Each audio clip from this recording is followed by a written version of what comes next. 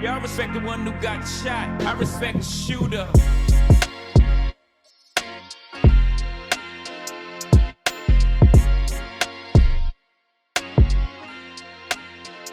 Welcome, everybody.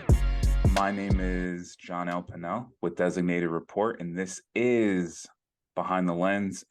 First podcast episode that I've done, I think, in over a year. So I'm very lucky to have the super talented Heather Berry with me. How are you today? Good. How are you? I'm wonderful. We did our salutations, but Happy New Year officially to you. How were the holidays? How was the end of 2022? It was pretty good. I got to kind of relax and enjoy some family time, and now things have picked back up work-wise, so Of course. it was a nice little break. Were you in Philadelphia for the holidays, or is family there, or are they elsewhere? I have family all over the country right now. My parents are in Ohio, and then my brother is in California, so Oh wow. I stayed in Philly the whole time, and yeah, they were home too, so I just kind of hung out here. Nice. So home base is Philly currently, but I know you are from Florida, correct? Yes, that's right. Is that where you were born? Is that where you grew up? Born and raised, yep, and grew up. Nice. And when did you make the move up to Philadelphia? So officially I moved here on Halloween of 2016. Okay. Okay. And what prompted it? Was it work related? Did you just need a fresh start? How did that happen? It was kind of a mixture of both, really. The sports market's shifted there quite drastically.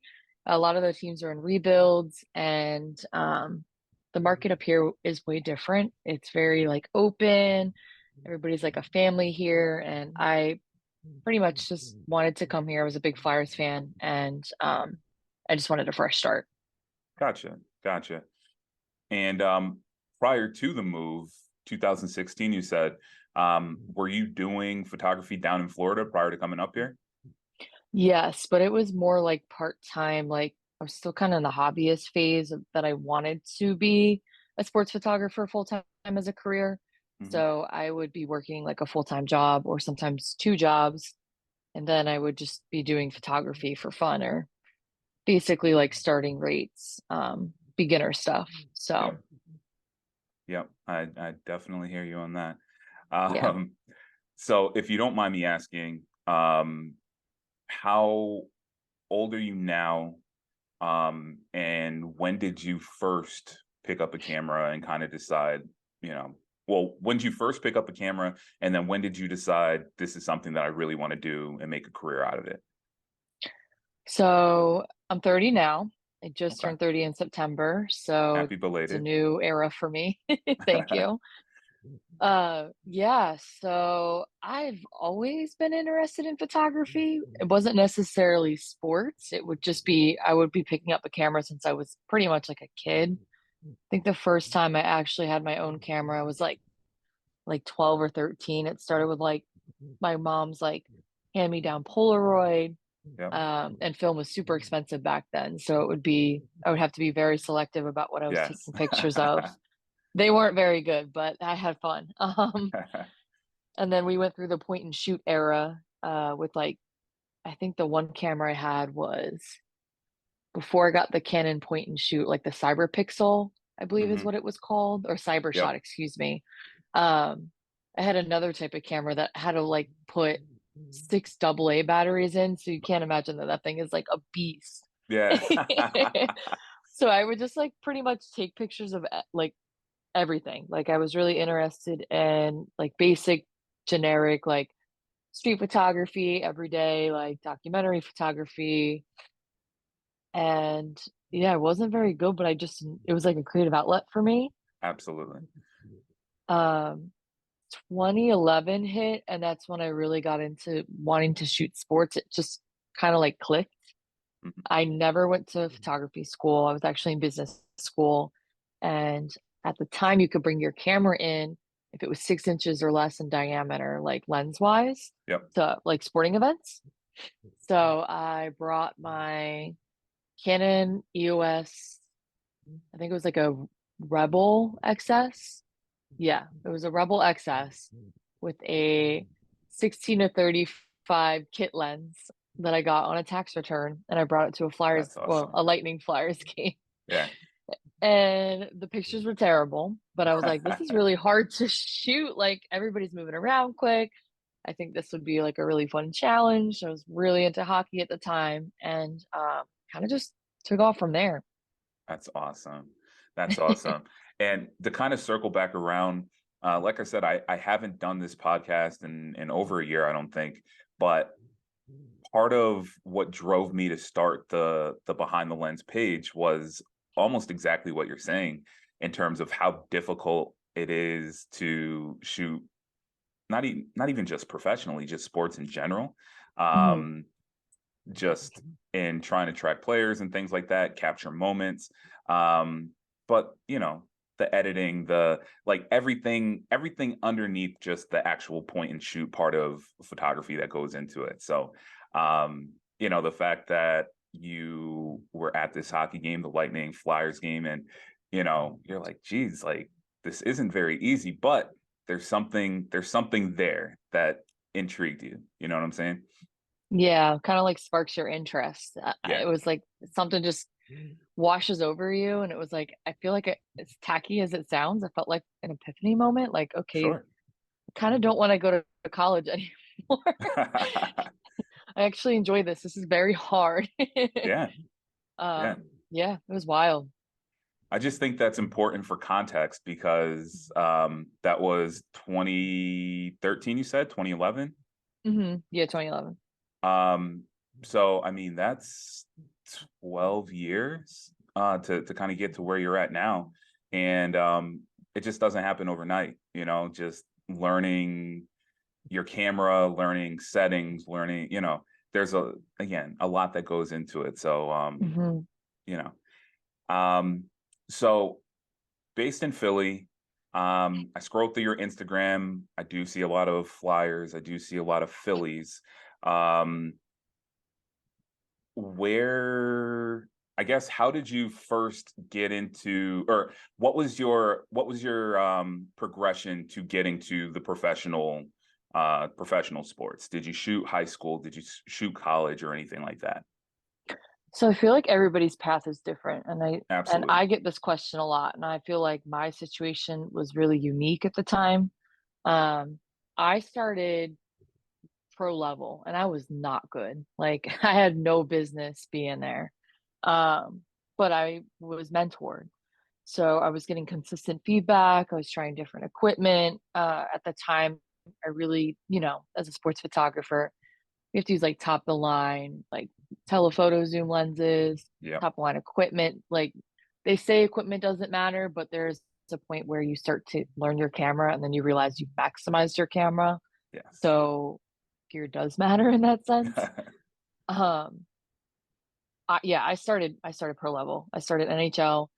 Um, I pretty much just mentored, and then the market in Philly here is incredible. So I just started covering Flyers games. Really wasn't good. I kind of had an idea of what I was doing, but I wasn't getting feedback or like open critique anymore about things I should be doing. It was just I would reach out to people that I was inspired by and trying to learn my camera and understand pretty much the ins and outs.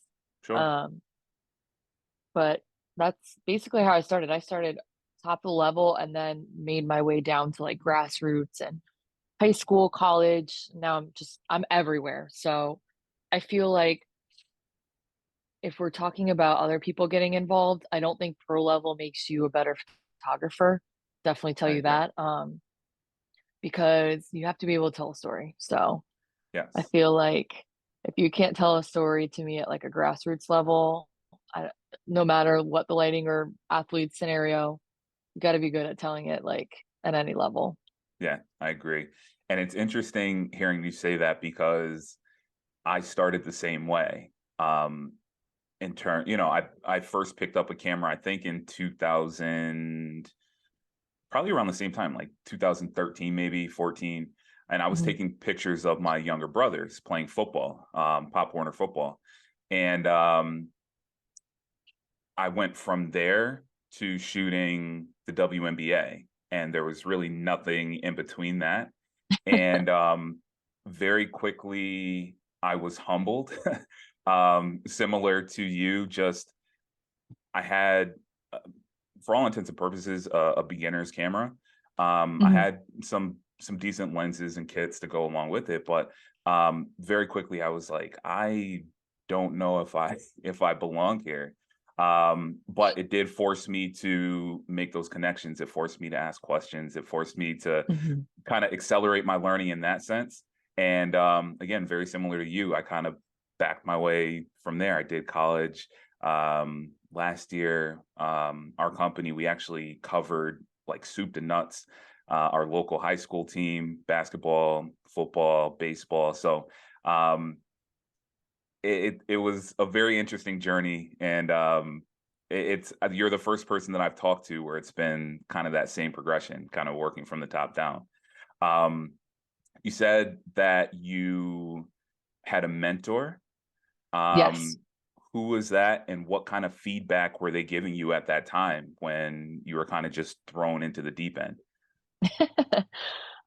So my mentor was Mike Carlson. He was the former team photographer of the Tampa Bay Buccaneers. He is a freelancer for Getty Images in the Tampa Bay area. And he took me under his wing. And he's also a photography teacher. So he pretty much teaches a little differently rather than like your workroom feedback, which is usually a little bit more like brash and upfront, which I love it. I know it's not for everybody, but um, yeah, he basically tried to teach me like the standards, like, shoot in this like portal, like that little hole cut out in the glass. See how you like this. Try a different approach. Teaching me basically like the standards, the beginning standards, like your aperture, your ISO, and your shutter speed of sports. Because I think Yep. when I started, I was shooting like 1/160th of a second in hockey, which you're not freezing any action in that. Oh my God, it was so Yeah. bad. So he would really teach me the standards, and he's like, "This is what you should read and study on." And I was eager. Like, I feel like I was what, 21 at the time, 22. So I just wanted to like learn and be a sponge. And yeah, it just kind of took off from there. I made connections in Philly here. I was a really big Flyers fan, and I decided to just save up and make the leap and come here. And still wasn't very good, but I would be asking other photographers that I was inspired by, like you said, that you Yep. networked with, and just started getting like critiquing feedback. And I think that that's a good thing because how do you get better?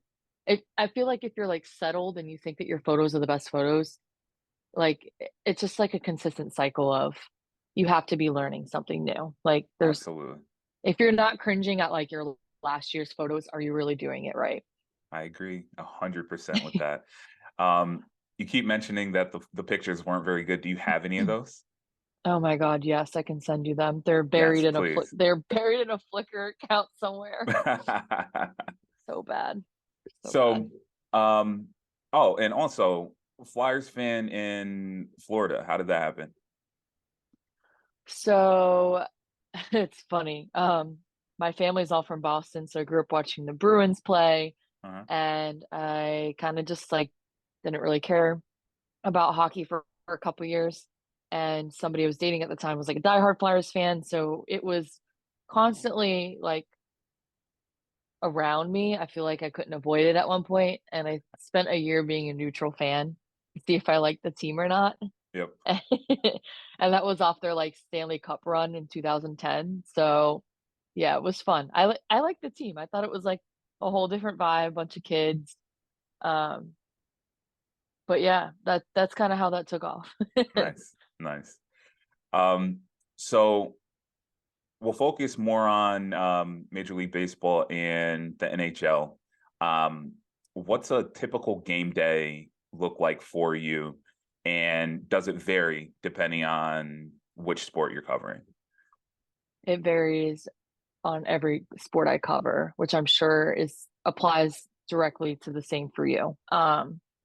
NHL, how I typically show up, usually get assignments like an hour before the game. So I tend to show up like about an hour prior. So like 5 o'clock for a 7 o'clock puck drop. I'll get there, I'll settle in. I have a game day routine. I'm like weird about that stuff. I'll get in, I'll get my water. If they're on like a winning streak, I'll keep getting the same beverage. I'm like I like superstitious. it. It's like, yeah, it's like hot tea, honey. And then if they lose, I'll just stick to cold drinks until they win again. It's really weird. I like to get settled in. I'm not like I like to show up to the arena early, get settled in, walk around, just take it all in before you feel like you can't take it in. Sure. Baseball's way different though.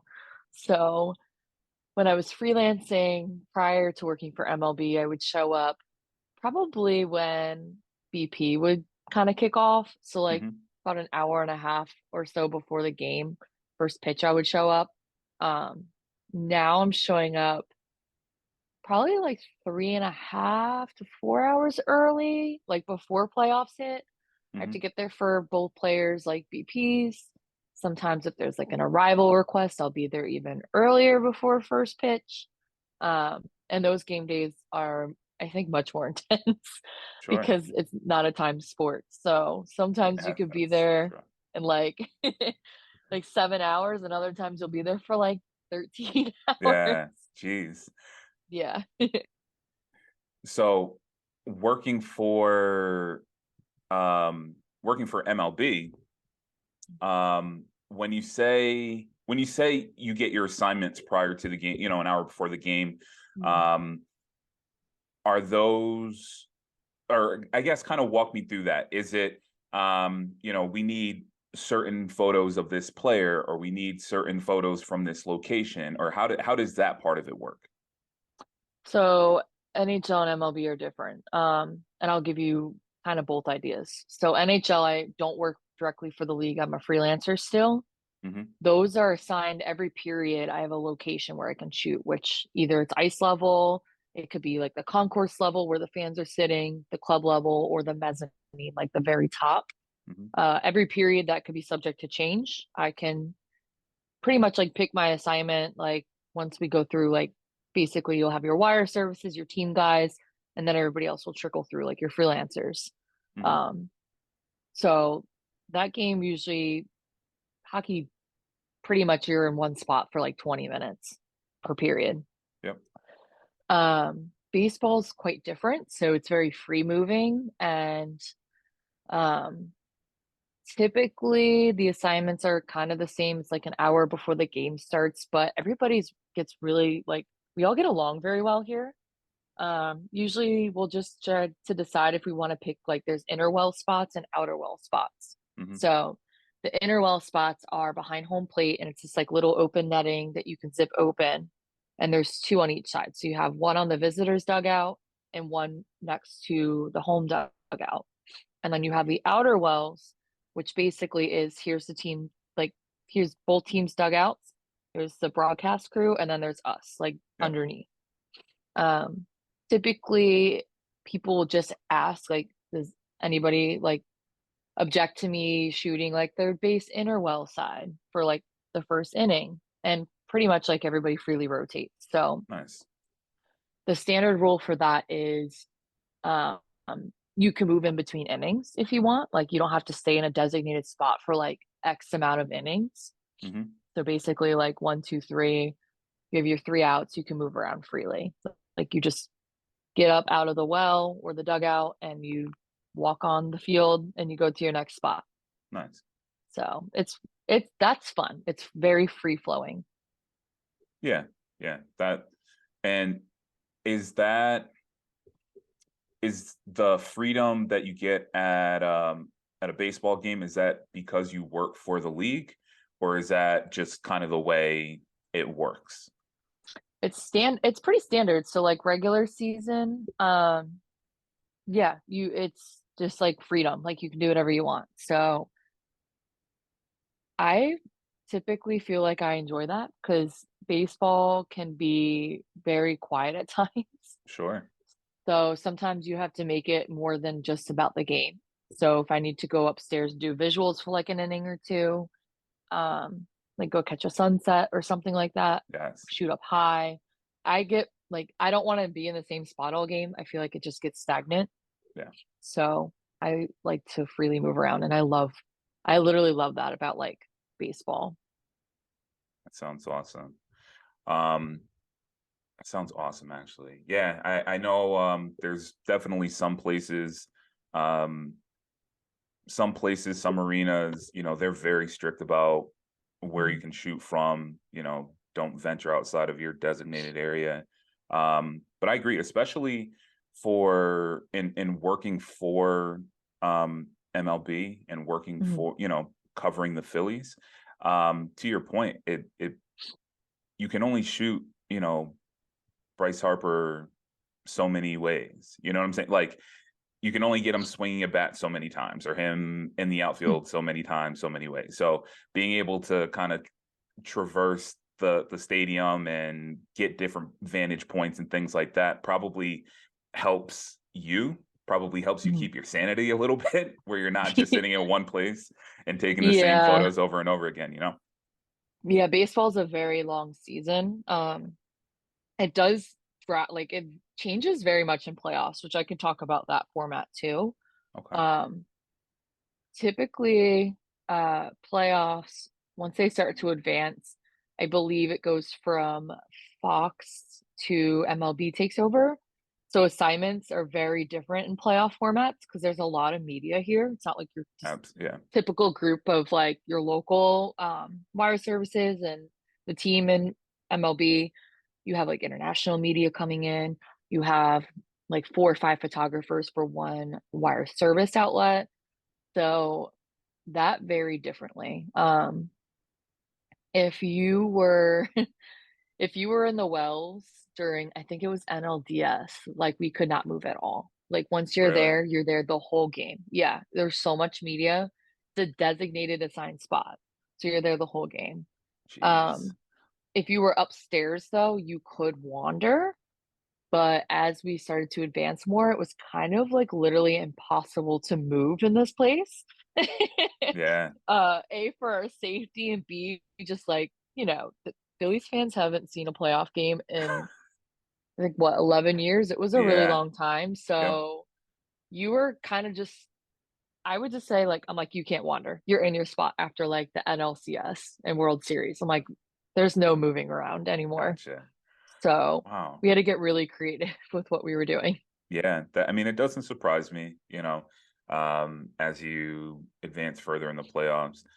Mhm. There's only so many games, so you kind of get everybody coming to the one location, and you have everybody's coming. So that Yeah. does make sense, but um, I'm sure a little frustrating for you.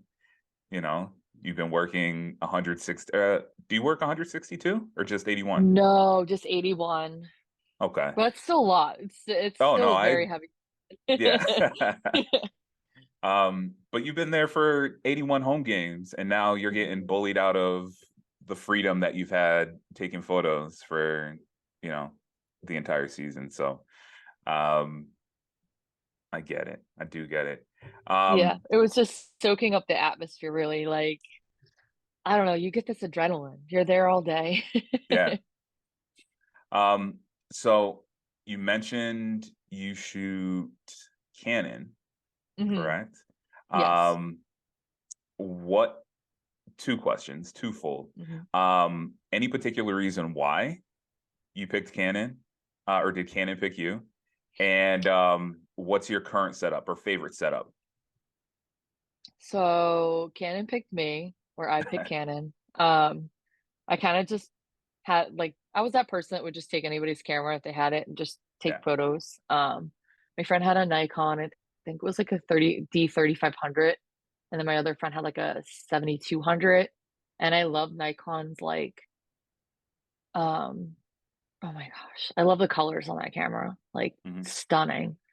And at the time, I felt like their glass was very like I don't know why it felt more expensive to me, but I felt like I liked Canon's color profile better. um, versus like the dynamic range of Nikon. Sure. And with the tax return that I had that one year, I could only afford to use like Rebel XS, like in a kit. I think it was like a 70 to 300 and like the 1655 millimeter. Um, and I gravitated towards that and I just started building on that. Yeah. I, I, I just like the color profiles. I think that I really like their glass a lot more than Nikon's glass. I do miss the dynamic range at times that Nikon has, but Sure. I feel like I always get the most accurate, like oranges and reds and colors. That's super important to me because I feel like sometimes those can bleed Yeah, in for photos and sure. it can look a little like rowdy. So I started with a Rebel XS and then I moved my way up to, I think it was like a T6. And then I think it was a 5D Mark III I got was, or no, excuse me, the 1DX Mark III was the first full frame I got, and that changed my whole life. It truly makes a difference. Yeah, I was shooting It like truly does. crop sensors. Not Yep. that I hate them. I have nothing against crop sensors because if you have a shorter lens and you need more reach, like that's Yeah. perfect, right? Yeah. But I think quality wise, full frame girl. So Yes.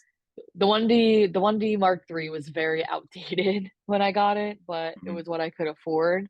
And it taught me how to shoot. Like I spent a whole season shooting raw with it. Um, and that was crazy, like workflow wise. I don't know how I did it, but it taught me a lot about my camera and understanding like composition and colors and exposure and how I should be shooting properly. And then I was still working like a regular job, 40 hours a week or more on Yeah. top of working sports. So I didn't start investing in gear till I started to build like a heavier clientele. And then I started to move up. Like basically, I got the 5D Mark IV, and then I had the 1DX Mark II. And then I decided to make the jump to mirrorless. I think I've been mirrorless now a year and a half, 2 years.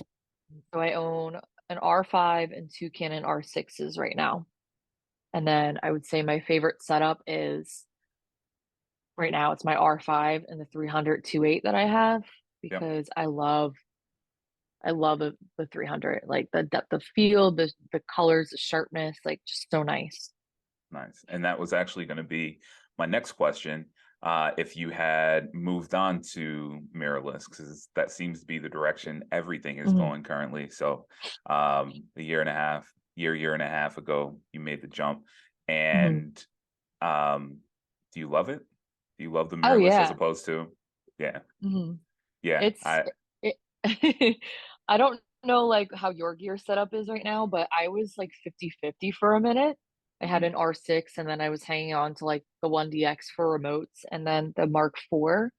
And I love the Mark IV. But once I like photographed in low light scenario on the ice with like the R6 versus the Mark IV, it didn't even like light a candle and like quality. It literally looked like a video game. I yes, was like, there's no there's no way that Mark IV in low light was it took me everywhere. Like my Mark IV was like my main, like I beat that camera up till it like could not work anymore. It yeah. was like the first camera I tore through.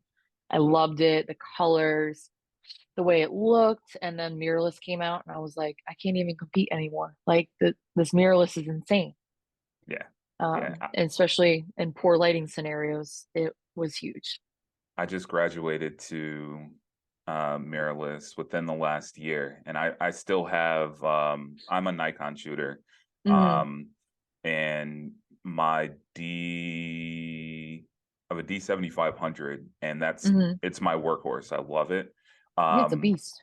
but in making the move to mirrorless, I'm kind of like it's difficult at times to pick up the 7500, and it it truly, truly, truly makes a difference.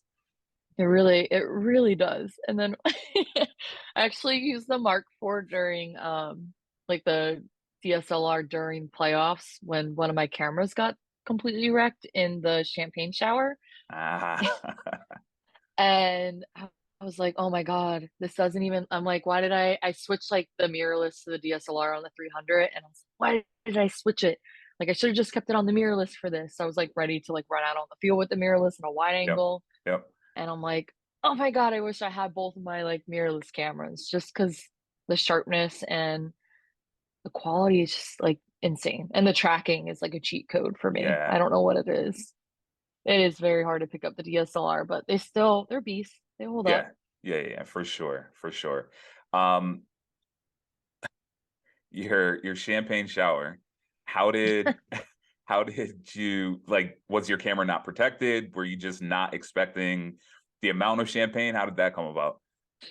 So it survived the initial spray. I think it was the NLDS. And I had 8 beers poured over my head, and the camera was completely covered. um, but it was like a surprise attack of beer like over my head. Gotcha. And I had the battery grip on, and the model that I have, I know like some of the Nikons it's like built in, but the R6 it's not. So you have like this actual like little gap between the battery grip and the actual camera body. Yep. And I had to just like move the camera out of the way. And I guess I like just exposed it a very little bit, like where that coverage is on the bag to protect Hmm. it. And it just seeped right through it. And then I let it soak in like rice for a couple days. It operated, but I needed to get it looked at just in case, because if that corrodes over time, then the whole Yeah. camera's like fried. So they had to put a whole new circuit board in it, and that was fun. I can only imagine. Did the photos come out? Yeah, the photos are fine. One of the cards actually got corrupted midway through because the camera kind of it turned on and then it just stopped operating. Like it just shut off and like would not turn back on. So I like ran out, grabbed the other camera, came back in. Luckily that's dual card slot, so one of them Yep. was completely fine, but the other one was completely ruined from the camera just like turning off in operation. It just destroyed all the Gotcha. images. Gotcha. Um, so speaking of photos, Mhm. what to you, personal opinion, what makes a good photo? It's a good question. And I don't want to sound old school saying it, but I think basically like you want to captivate your audience like that they were there in that moment, right? So peak action, I think you really want to give like a visual storytelling from a perspective that the fans can't necessarily always see. Sure. Um, and I think sometimes the element's a little different depending on where you're at. I think just storytelling, like they can look at the image and know what that moment is, or like feel emotion from your photo, Yes. right? Um, and that can vary in multiple like angles or variations. I knew photographers that shot like super elevated for like the entire like round, Hmm. and the documentation of like the coverage of the World Series was just stunning. Like basically you're seeing it from a different perspective, like the fans' perspective, and I think that's really cool. Yeah. Yeah. Yeah. I like that answer a lot, and I tend to agree.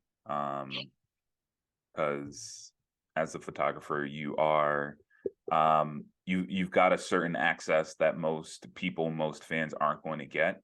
So being able to Mhm. capture whatever the moment is, capturing it from your point of view, and I guess you expressing it the way that you felt in that moment, I guess. Does that make Mhm. sense? Yeah, yeah. And I think the beauty of it with so many of us like using varying focal lengths and visual aspects is some of us, in these big moments, like let's think of Bryce's home run, right? A lot of us went very wide. You wanted to get like the fans' reactions, the bench reaction. There was people on, I was on the third base side, the first base side, you're getting the reaction on the field and like just different perspectives. And I think that's really cool. Like how Yeah, we could all tell like varying story points, like based on our locations. for sure. For sure. Um, on the flip side, I guess, do you have, so not on the flip side, we have good photos, we have some not so great photos, but then we also have just missed shots. Do you have any moments where it's just not in focus, or um God forbid, you run out of space, or like anything like that where it's like, I wish I got that shot. Yes. And I think anybody that says that they don't lies.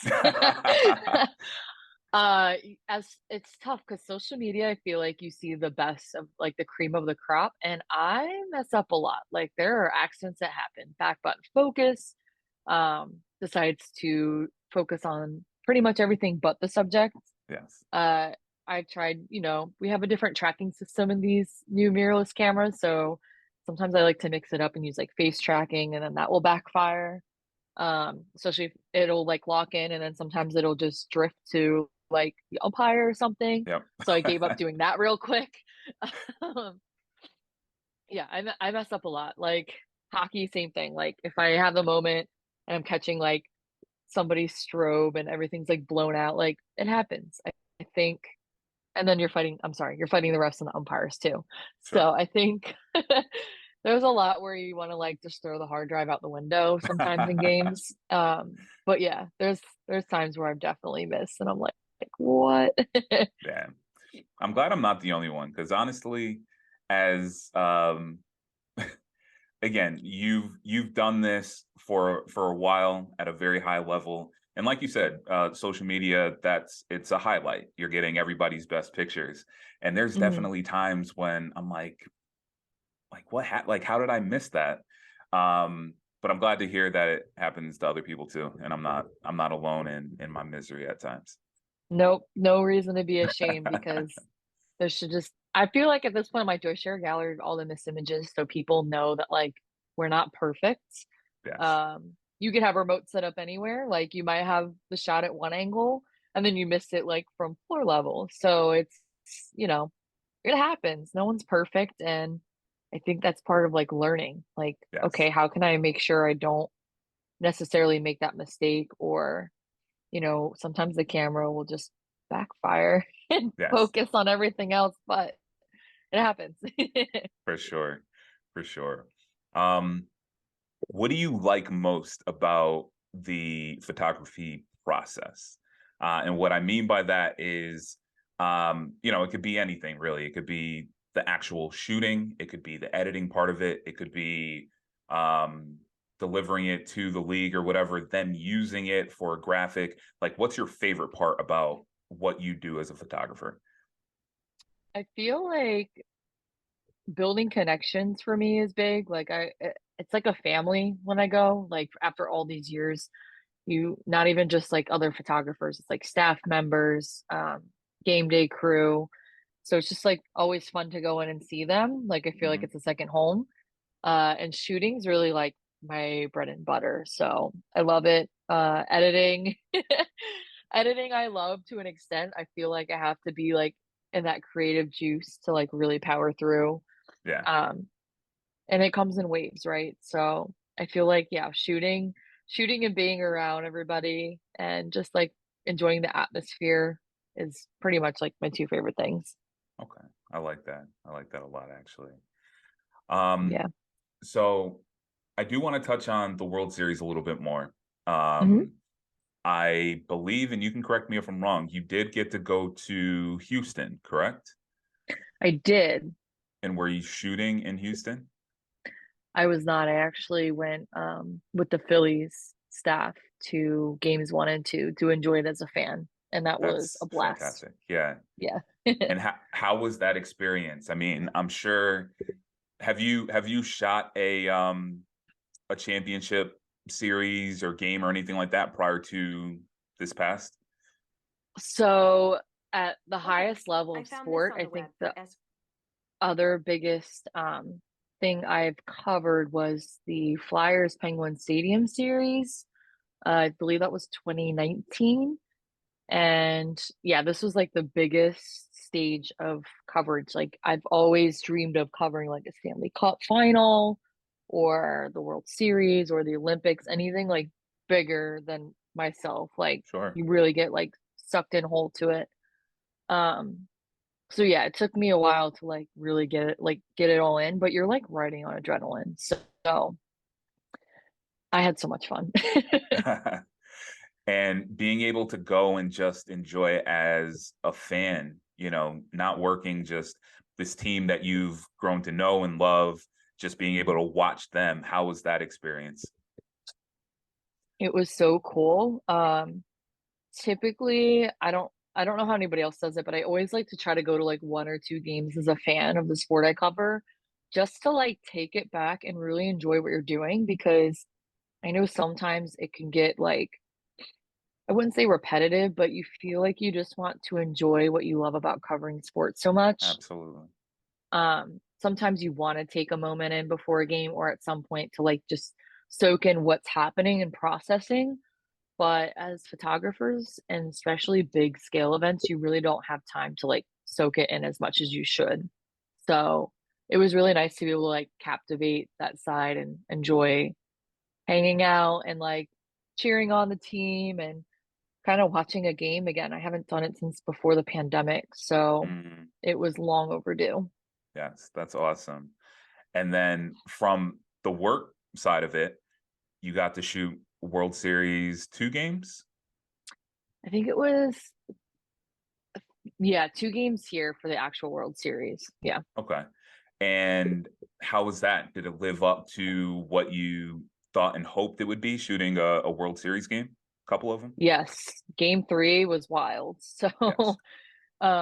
the NLCS and NLDS, like those series of games was so much fun here too. I thought they were gonna like pretty much burn Citizens Bank Park down. Like it was like shaking loud. Like you just felt like just waves of people. It was insane. And you really like ride on an adrenaline high. Like, yes, I've been at this ballpark for 12 hours now at this point, and the game just started. And call times are really early on these, but at that point, I'm running on like 2 cups of coffee and like adrenaline of the crowd and like the Yes. team. And it's just like crazy. It's like a whole different animal. Yes. Yes. Not the outcome you hoped. Nope. Um, but hopefully, I mean, they're retooling, gearing up. Trey Turner's heading your way. Yes. Oh my I God. mean, it seems like the Phillies aren't going anywhere. Is kind of what it boils down to. Yeah. It's been a really fun journey since covering them since 2019 and seeing them go from A to B. Like we just kind of were like, all right, cool. We'll see what happens next week. I don't like we have the Braves and we have the Padres and then like even with the Cardinals in the wild card series, we were like, are we gonna be able to do this? They're all writing the Phillies off like in this round, and then they Yeah. just got hot, like started hitting, and it just got crazy. Like Yes. feels like a fever dream of a I postseason. believe it. I No one believe was it. anticipating that. That's awesome. Hopefully, many more to come. Yes. Um, and of course, the ultimate goal of a championship: more champagne showers, more beers on your Mhm. head. Yes. Hopefully no gear broken this time. um, so uh, you've been in Philly since 2016. Mhm. Um, was it an intentional decision to just kind of get fully immersed in Philadelphia? Coming from Florida, moving to a new place, um, just kind of a deep dive into Philadelphia, the culture. Um, you know, was it an intentional decision? Once you got up there. Yes. Yes. I was visiting pretty much like once a year. Um, A to like scout out locations to live in and B like just getting immersed in the culture, considering that I'm from like the country in Florida, like very, very like quiet, laid back, Hmm. friendly. And you come here and it's very like blunt and honest in your face. Yes. And I like that. And I just wanted to change the pace. I lived in the countryside and I wanted to kind of like get into a city. I was in my 20s. Um, and I just wanted to like immerse myself in the culture and the sports. And it was like the fans are intense here. Like Absolutely. it's another level. Um, and that's what I liked about it versus Florida. As much as I love Florida sports, I was like, I'm all in on Philly. So yeah, it's It's been an adjustment. I it had to seems toughen like up quite a bit. in what sense? I so I feel like Florida people like you wake up, you go for a walk, you walk outside, people are saying hi to you, they're waving. It's like rude to not say hello to people. Here you say hi to somebody and they like give you the evil eye. Yes. It's very, very different here. So it took me a minute to adjust, but yeah, it's fun. It's fun. They're tough, but if you're tough back, they love you for it, you know? Has being in Philly calloused you? Are you have you are you a little meaner? Have you picked up a little bit of the Philly attitude? Yeah, I feel like I've had to spice it up because when I first came here, I was getting like bullied. I was just like, oh, I don't know. I'm like, do I respond to these like Yeah. situations? Taking my first train, taking my first bus, like I literally that was not a thing like where I was from. Like you had to Mhm. drive everywhere. So I was like, oh my God, they were so mean. And then I'm like, I don't know what to say. And I just like would like leave the scenario. And now I'm just Yeah. like, nope. Yeah, you have to have like that Philly tough attitude back. Yeah, all So for the better, right? yeah, yeah. And then going back home is fun. Um, do you have since getting up there, do you have a favorite photo that you've taken? And this could be anything. It doesn't have to be sports related. It could be you out hiking one day or anything. Yeah, so not even just here. I feel like when I went to the Grand Canyon, that was wild. Like we made it just for the sunset, so that's like one of my favorite photos. Um, just like the sky looked insane. Like I don't even think like photos can capture how Yes. incredible the Grand Canyon is. Um, and then I would say like my favorite photo from here would probably be, that's a good question. More recently, I feel like the Reese Hoskins bat spike was really good. Um, Drew's like 1000th game, basically his last game as a Flyer with him and his son waving to the crowd was very cute. It was like such a touching moment to cover his Yes. career, and then like that was a big full circle moment. So that's like very meaningful for me, I guess. Yeah. Um, travel. You went to when did you go to the Grand Canyon? November 2021, I went for a wedding in Vegas, and then I decided to just drive up to You have to. Grand Canyon. Yeah, Yeah. it was amazing. Yeah.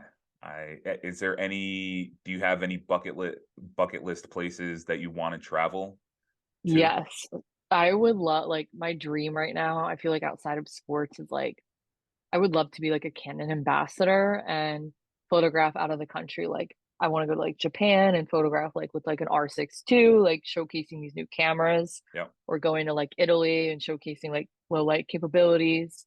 That's like my dream. Like if I could do that, I would love it. Between like the culture, the food, it's like enjoying, new technology. That's like outside of my sports dream. Gotcha. That sounds beautiful, quite frankly. Yeah. Um, and in terms of actually, we'll skip that. Um, um, when it comes to so I'm a firm believer, kind of across the board, whether it's sports, whether it's photography, that your hobbies to a certain extent are like a microcosm for life in varying ways. Um, when you take a look at your journey as a whole, what's the most important thing or most valuable thing that you've learned from photography?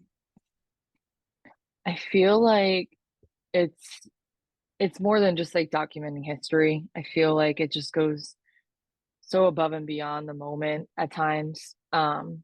Just like meeting new people, experiencing new life things, and really like reflecting on where I've come from. I've traveled all over the country and outside of the US now at this point to cover different sporting events at different levels, which is like crazy to me.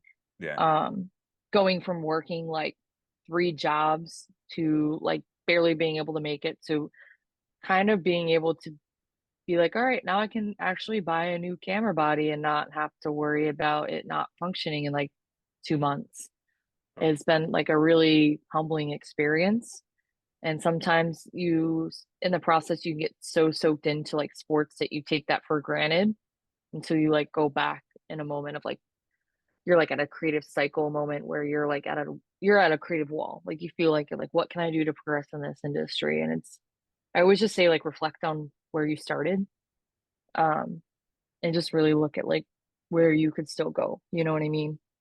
Yeah. That the journey is not the same for everybody, and self comparison is a thief of joy. So, your journey is unique to you, and take a moment to reflect on where you come from and just use that as motivation to be not even a better photographer, but like a better person, like in the workroom, outside of the Yes. workroom, and so forth. That's fantastic. Um, yeah, yeah. And I was actually going to ask you, you kind of led me right into it, just in terms of tips, like actual, almost like technical tips that Mhm. you have for any, photographers that might be watching. Um, Technical tips in terms of actually shooting, but then also just any tips that you have for networking, or if um it- I don't even know how to describe it. Any for an aspiring photographer that wants to be in your shoes someday, what additional advice would you give them to hopefully kind of bridge that gap and help propel them to where they want to get to? So a couple things. The first thing is really just networking, put yourself out there, and 9 times out of 10, you're not going to get a response, and it's not to get defeated by it. I know some people, it's hard, like myself, it's hard to like I want to respond to everybody inquiring, but it's really difficult. Like we're all human. So there are going to be people that are in a mindset and a place to want to help you succeed, and to keep those people in your circle and to stay motivated and basically get critique and feedback from throughout your career. And I think the other thing is buy the gear that you can afford, and just learn the fundamentals of your photography, right? A lot of questions that I get from people is, "Hey, I want to shoot this. What's the best camera lens for this? Like, what should I do?" And I'm like, what's your budget? Like, what can you afford?" Yeah. Because I had the camera, I had a low level camera, and I didn't even know how to use like the exposure triangle or like I didn't know the basics like composition, straightening your horizons. Like you want to really start like your basics and go from there. I feel like once you feel like you've mastered and outgrown your equipment, then if you have the money or the funds to do it, to upgrade your equipment or ask for advice, should I go for this one? I'm looking at the Sure. specs of this camera. Um, and that will really help because I think I've seen a lot of people that will spend the 15, $20,000 on equipment and they're not knowing how to properly Yeah. use the equipment. Um, and once you really know like the ins and outs of your camera, it's going to just make you a better photographer on top of just like rinse, repeat. You just need to like put yourself out there and shoot. Make sure that you're charging and knowing your worth for any shoot. Don't give your services away for free. No Thank matter you for how that. hard it is, I know a lot of people want to just get in, Yep. and I'm like, don't sell your soul. Like, make sure you're charging something, and make sure you're asking for feedback from people that you are connected with, or you feel like you have like a mentor in the group. And yeah, I think gear that you can afford, and pretty much shoot anything you can get your hands on at any level until you feel like you've mastered the equipment you've had to like upgrade. I appreciate that sincerely. Um, so I've got a couple bonus questions for you before we get out of here. Mhm. I'm not going to put you in a compromised position. It's nothing like that. But my first question is, if you were able to shoot any person, dead or alive, or any event, past or present, what would be your dream person or place to shoot? I I feel like right now it's the Olympics. Like I'm just gonna dream big. I'm gonna go all in. It's like a month of events. It's like insane, but you meet so many people and you're covering so many different types of sports and Yep. you're learning so much. Like your eyes constantly being tested on how can I shoot this sport for the viewers to see differently than what they're seeing on TV. And I love watching or like looking at social media and seeing all these photographers travel for the Yes. Olympics because I'm seeing like so many beautiful angles and perspectives of the game that you would never think to see. And I feel like that's you have to have a gift to do that, right? Like every day, like 13-hour days for like over a month of Olympic coverage. It's incredible. I don't know how they do it. Yeah. It's like magic. You'll get there, I'm sure. I hope so. You'll definitely get there. And then the last question I have for you before you get out, I'm sure you get this question all the time. Best cheesesteak in Philadelphia. John's roast pork. And I know you're probably thinking, okay, it's a roast pork place, but the chicken cheesesteak there is very good. And I think in Philly, it really depends on the bread that you have with your cheesesteak. Really? Yeah, yeah. It's all about the roll. Like the roll has to be like the roll to the meat ratio has to be like perfect. So Okay. John's is the place to be. And I'll have to check it out. if you're outside in a line, it's all for good reason. All right. It's a very small place. You could drive right past it, but Good to know. still I'll good. make a note. Hopefully I can get down there soon. I haven't been down in a Yeah. few years, so hopefully I I can get have to food. Philly. I have lots of food recommendations. I feel like I need to call myself a foodie. Perfect. So I'm not gonna hold you too much longer. Heather, I appreciate you so much sitting down and just talking sports, talking your journey. Is there anything that we should let everybody know? I'll have your Instagram and website and the whole nine, but anything else, anything coming up that we should know about? I'm trying to think of what's going on. Pretty much, we got March Madness coming up here soon. Spring training's kicking in. I'm Yep. excited to go to Florida. And yeah, I don't know. We'll see about hockey playoffs now. We're getting close to the wild card spot here, so who knows? We'll see. Okay. Where in Florida is spring training for the Phillies? Clearwater. So I'll be in Tampa for about a week or so. I'm not sure if I'm gonna be covering spring training this year or not, but I'll be around. So usually it's a nice little downtime. We'll see. Yeah, nice. Well, again, I appreciate you coming in. You're the first person of 2023, hopefully not the last. And we'll definitely be in touch. Hopefully our paths cross Yeah. sooner than later. Please reach out if you're in the area. Absolutely will do. Thank you, thank you, thank you. And I'll talk to you soon. Happy Thank New you Year so again. much. Happy New Year. Have a good one. You too. Bye.